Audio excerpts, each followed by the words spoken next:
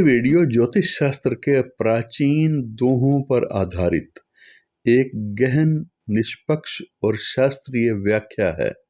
इस वीडियो में हम विस्तार से समझेंगे केंद्र और त्रिकोण भावों का वास्तविक अर्थ क्या है और कुंडली में बनने वाले राजयोग क्या होते हैं और क्यों हर राजयोग फल नहीं देता। धर्म और कर्म के ग्रह कैसे सत्ता, प्रभाव और निर्णय शक्ति देते हैं। पाप ग्रह योग में कैसे शुभ फल देते हैं। राहु केतु का रहस्यमयी योगदान क्या है। क्यों जन्म कुंडली में बनने वाले कुछ योग केवल कर्तव्य देते हैं, भोग नहीं। ये चर्चा आचार्य चेतना, ऋषि परंपरा और शास्त्रीय ज्योतिष पर आधारित है, ना कि डर, भविष्यवाणी या प्रचार पर। ये वीडियो उन जिज्ञासुओं के लिए है जो ज्योतिष को ज्ञान, विवेक और आत्मबोध के रूप में समझना चाहते हैं। नमस्कार दोस्तों, मैं हूं डॉक्टर आर.बी. धवन और आप देख रहे हैं एस्ट्रो गुरुजी यूट्यूब चैनल। तो आज का वीडियो ज्योतिष को समझने के लिए है, क्योंकि ज्योतिष भाग्य बदलने की कला नहीं है, बल्कि भाग्य को समझने का विज्ञान है। ऋषियों ने कभी यह नहीं कहा कि ग्रह मनुष्य को महान बनाते हैं। ऋषियों ने कहा है कि ग्रह केवल संकेत देते हैं। मनुष्य को उठाने वाला योग होता है और उन योगों में सबसे श्रेष्ठ और सबसे सूक्ष्म और सबसे अधिक गलत समझे जाने वाला योग कहा गया है केंद्र और त्रिकोण का योग। आज हम उन 9 शास्त्रीय और लौकिक व्यवहारिक दोहों के द्वारा चर्चा करेंगे, जिसमें समझ लेने के बाद कोई भी विद्वान सतही फलादेश नहीं बल्कि सटीक फलादेश कर सकता है। केंद्र और त्रिकोण का दार्शनिक अर्थ क्या है। सबसे पहले केंद्र और त्रिकोण को सिर्फ भाव मत समझिए। केंद्र जीवन की क्रिया है, जो दिखता है, जो चलता है, जो समाज में परिणाम देता है। कुंडली का त्रिकोण क्या है। त्रिकोण जीवन का पुण्य है, पूर्वजों का आशीर्वाद है, संस्कार और बुद्धि का ज्ञान है। जब कर्म अकेला होता है तो संघर्ष देता है, जब पुण्य अकेला होता है तो कल्पना बन करके रह जाता है। लेकिन जब कर्म और पुण्य दोनों मिलते हैं तब जीवन में उत्थान आता है। इसलिए ज्योतिष के आचार्य ऋषि कहते हैं राजयोग कभी भी केवल एक ग्रह से नहीं बनता, ये संबंधों से बनता है। तो पहला दोहा क्या है ज्योतिष का लौकिक दोहा, शुद्ध योग का सिद्धांत। अब आइए पहले दोहे पर। केंद्र त्रिकोण पति मेल से शुभ काम होत विशेष। विशेष तभी जब ना मिले इनसे अन्य भावेश। अब इसे धीरे धीरे समझिए। ऋषि कह रहे हैं कि जब केंद्र के स्वामी और त्रिकोण के स्वामी आपस में मिलते हैं तभी विशेष शुभ फल उत्पन्न होते हैं। ये मिलन 4 प्रकार से हो सकता है। एक तो युति संबंध से हो सकता है, दूसरा परस्पर दृष्टि संबंध से हो सकता है, तीसरा स्थान परिवर्तन से हो सकता है और चौथा अंतर स्थान दृष्टि संबंध से हो सकता है। लेकिन ऋषि यहीं रुकते नहीं हैं, वे तुरंत शर्त रखते हैं विशेष तभी होगा जब। मतलब विशेष फल तभी है जब उन ग्रहों में किसी अन्य भाव के स्वामी का मिश्रण ना हो। अब इसका अर्थ समझिए। अगर कोई ग्रह केंद्र और त्रिकोण का स्वामी है लेकिन साथ में वह अष्टम, द्वादश या एकादश भाव का स्वामी भी बन जाए तो योग शुद्ध नहीं रहता। फल आता है लेकिन पूरा नहीं आता। यही कारण है कि बहुत से लोग कहते हैं मेरी कुंडली में राजयोग है फिर भी जीवन सामान्य है। ऋषि उत्तर देते हैं योग है पर मिश्रित योग है। अब आइए दूसरा दोहा। दूसरा दोहा समझते हैं, दोष युक्त ग्रह भी कैसे शुभ बनता है। दूसरा दोहा कहता है दोष युक्त ग्रह भी कैसे शुभ बनता है। और दूसरा दोहा क्या है आइए सुनते हैं। केंद्र त्रिकोणपति को लगे सब दोषों का रोग, संबंध मात्र से शुभ करे उत्तरोत्तर बली योग। ये दोहा बहुत बड़े भ्रम को तोड़ता है। बहुत से लोग कहते हैं यह ग्रह नीच है, यह ग्रह अस्त है, यह ग्रह पाप दृष्ट है, इससे क्या शुभ होगा। ज्योतिष के ऋषि कहते हैं अगर कोई ग्रह केंद्र या त्रिकोण का स्वामी है और वह योग बना रहा है तो उसका मात्र संबंध भी शुभ फल देना शुरू कर देता है। शुरुआत में फल छोटे होते हैं, धीरे धीरे योग बल पकड़ता है और समय के साथ ही वही योग बड़ा हो जाता है। इसीलिए ज्योतिष शास्त्र में कभी भी ग्रह को अकेले मत समझिए, संबंध देखिए, योग देखिए और फिर दशा देखिए। यही ऋषियों की दृष्टि है। तीसरे दोहे में आचार्य क्या समझाना चाहते हैं? तीसरा दोहा राजयोग के बारे में है। ये दोहा दो भाग में मैं आपको बताऊंगा, कै और ख दो चरण में इसको बताया जा रहा है।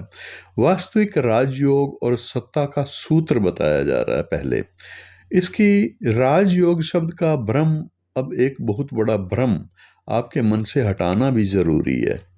आजकल हर दूसरा ज्योतिषी कह देता है कि आपकी कुंडली में राजयोग है, लेकिन आचार्य पूछते हैं कौन सा राजयोग है, किसके लिए राजयोग है, कब का राजयोग है।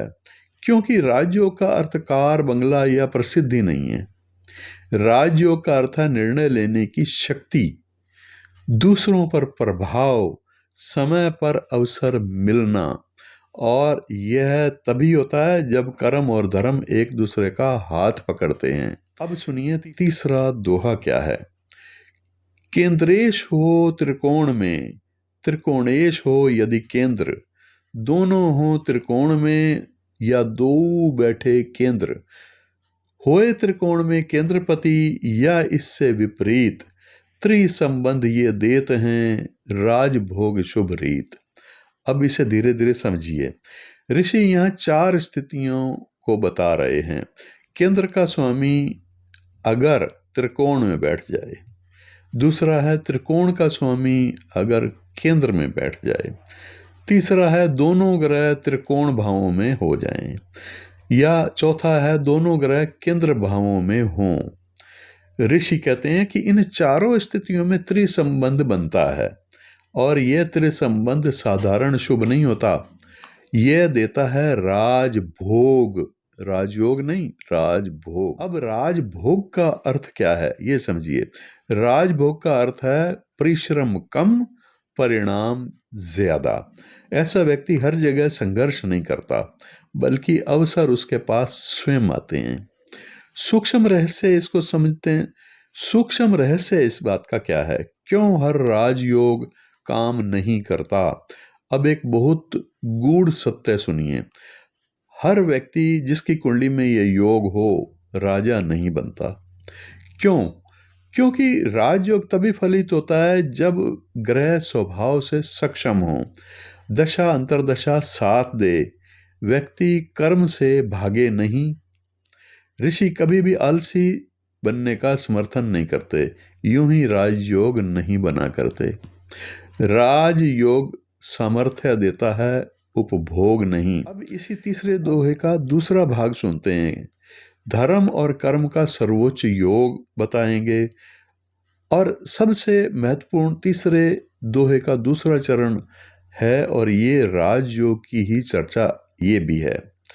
इसमें है कि धर्मेश बैठे कर्म में, कर्मेश नवम में जाए, धर्म कर्म पति धर्म या कर्म स्थित हो आए, होए धर्म में कर्मपति या यही उल्टा योग, पंडित जन कहते इन्हें राजकरण के योग। अब ध्यान से सुनिए। धर्म भाव नौवां भाव, भाग्य भाव नहीं है, ये धर्म का भाव है, वही दिशा है। कर्म भाव यानी 10वां भाव नौकरी नहीं है, ये कर्तव्य है। जब धर्म और कर्म स्वामी एक दूसरे के घर में जाते हैं तो व्यक्ति केवल कमाने वाला नहीं रहता, वह निर्णय लेने वाला भी बन जाता है। इसीलिए ऋषि कहते हैं कि यह योग राजकरण का योग है। राज करने का अर्थ क्या है? राज करने का अर्थ है अपने जीवन पर अधिकार, अपने कर्म पर नियंत्रण और समाज पर प्रभाव। आइए चौथे दोहे को समझते हैं। चौथा दोहा बताता है बल का वास्तविक अर्थ। अब सुनिए चौथा दोहा। त्रिकोण बली नवम पंचम के स्वामी से हो योग, केंद्र बली कर्मेश का दे सबल शुभ योग। अब यहाँ एक बहुत बड़ी गहरी बात कही गई है। ऋषि कहते हैं हर शुभ ग्रह फल नहीं देता, बलवान शुभ ग्रह ही फल देता है। अब बल क्या है? बल का अर्थ समझिए डिग्री, वक्री या दृष्टि मात्र नहीं है। बल का अर्थ है स्वभाव, स्थान और ग्रह का उद्देश्य।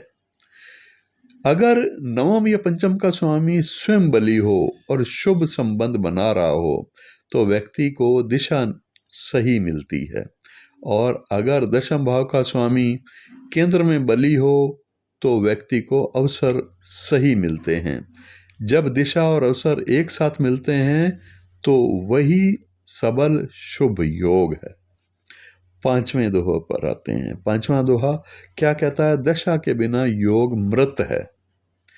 अब पांचवा दोहा सुनिए। योग रहित शुभ ग्रहों की दया तभी शुभ होए, योग संबंधी दशा में शुभ फल निश्चय होए। अब इसे दिल से समझिए। कितने लोग कहते हैं मेरे पास गुरु की शक्ति है, मेरे पास मेरी कुंडली में गुरु ग्रह पावरफुल है, या शुक्र है मेरी कुंडली में पावरफुल। कोई कहता है चंद्रमा मेरी कुंडली में बहुत अच्छा है, फिर भी कुछ नहीं हो रहा। ऋषि इसका उत्तर देते हैं बिना योग ग्रह मौन हैं, दशा बिना योग निष्क्रिय हैं। शुभ ग्रह आपके मित्र हैं, पर मित्र भी तभी सहायता करता है जब समय आता है। इसलिए योग का फल दशा में ही मिलेगा। जो ज्योतिषी दशा नहीं देखता वह आधा सत्य बोलता है। आइए छठा दोहा समझते हैं। छठे दोहे में बताते हैं कि पाप ग्रह कैसे शुभ बन जाते हैं। पाप ग्रह भी शुभ बन जाते हैं। सबसे अधिक गलत समझा गया दोहा यही है। दोहा है योग ग्रहों के मेल मेल से पापी शुभ फल देत, शुभ अंतर सब दशा में सब अशुभ हर लेत। अब सुनिए, राहु शनि मंगल स्वभाव से ही पापी ग्रह माने गए हैं, लेकिन ऋषि कहते हैं योग में पापी भी राजा बना देता है। जब पाप ग्रह योग कारक ग्रह से जुड़ जाता है तो वह संघर्ष तो देता है पर परिणाम भी अच्छे देता है। ऐसा व्यक्ति धीरे धीरे उठता है पर बहुत ऊंचा उठता है। और जब शुभ ग्रह की अंतर्दशा आती है तो पाप ग्रह का पूरा अशुभ फल कट जाता है। इसका गूढ़ निष्कर्ष बताते हैं कि जीवन क्यों बदलता है अचानक। अब इसे एक वाक्य में समझिए। जीवन अचानक नहीं बदलता, ग्रह अचानक नहीं चलते, पर जब योग दशा बल एक साथ आते हैं तो परिवर्तन तूफान की तरह आता है। यही कारण है कि कुछ लोग 40 की आयु के बाद चमकते हैं, कुछ 50 की आयु के बाद चमकते हैं। ऋषि धैर्य सिखाते हैं, जल्दबाजी नहीं सिखाते। सातवां दोहा सुनिए। सातवें दोहे में मुख्य रूप से क्या कहा गया है कि एक ही ग्रह से राजयोग कैसे बनता है। अब सातवें दोहे को सुनिए। योग करे ग्रह एक ही, हो त्रिकोण केंद्रेश, अन्य त्रिकोण पति मिलन से शुभ दे परम विशेष। ये दोहा बहुत कम लोग समझते हैं। ऋषि इसके बारे में कहते हैं कि हर योग में दो ग्रह आवश्यक नहीं।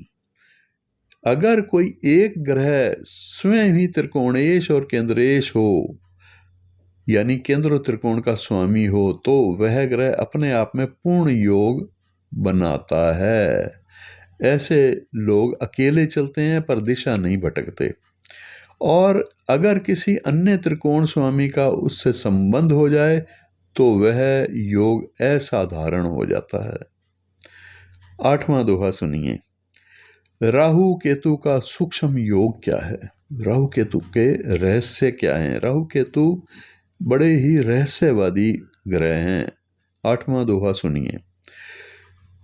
केंद्रगत राहु केतु से करे त्रिकोणपति योग, या त्रिकोणगत से संबंध कर केंद्रेश दे शुभ योग।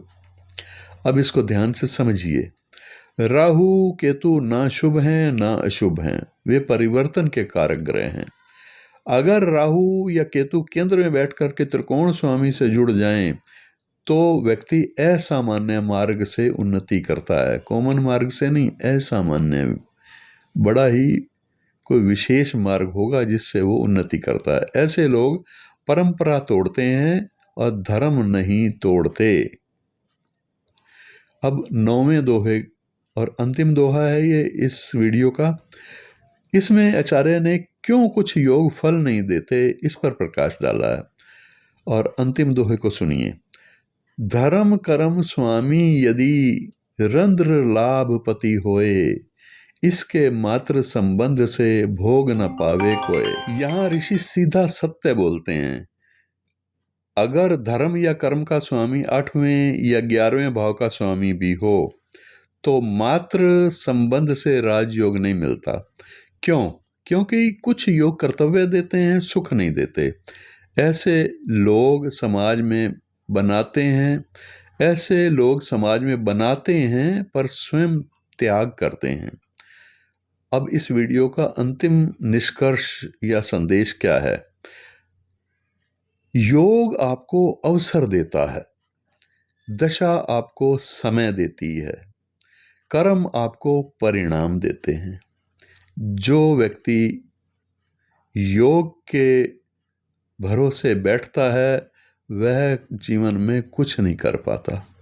जो कर्म के साथ योग को समझता है, दोनों का अर्थ क्या है, मिला जुला प्रभाव क्या है। जो कर्म के साथ योग को साधता है वही राज करता है। राज सिंहासन पर नहीं, राज आत्मा पर होता है, दूसरों की आत्मा पर राज होता है। ये वीडियो ज्योतिष शास्त्र के प्राचीन दोहों पर आधारित था और एक गहन निष्पक्ष और शास्त्रीय व्याख्या थी।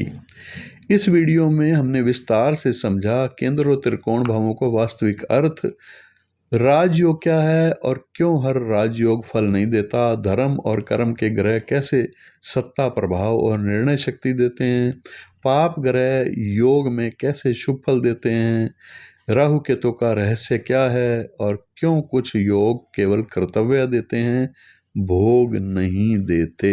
ये चर्चा ज्योतिष की ऋषि चेतना, ऋषि परंपरा और शास्त्रीय ज्योतिष पर आधारित थी, न कि डर, भविष्यवाणी या प्रचार पर। यह वीडियो उन जिज्ञासुओं के लिए था जो ज्योतिष को ज्ञान, विवेक और आत्मबोध के रूप में समझना चाहते हैं। कैसा लगा आपको आज का ये वीडियो? लाइक करें, शेयर करें और अगर अच्छा लगा तो सब्सक्राइब कीजिए। आप बताइए कमेंट्स में कि आपकी कुंडली में आपको कौन सा राजयोग बताया गया है और आपकी कुंडली में किस किस ग्रह से बनने वाला राजयोग के बारे में आपको क्या कहा गया है। हम आपको नेक्स्ट वीडियो या उससे नेक्स्ट वीडियो में उस पर विवरण देंगे। आज के लिए इतना ही। दोस्तों, कुंडली दिखाना चाहें तो दिए गए नंबरों पर आप संपर्क कर सकते हैं, लेकिन उससे पहले आप कंसल्टेशन फीस और अपॉइंटमेंट का समय अवश्य पूछ लीजिएगा। नमस्कार।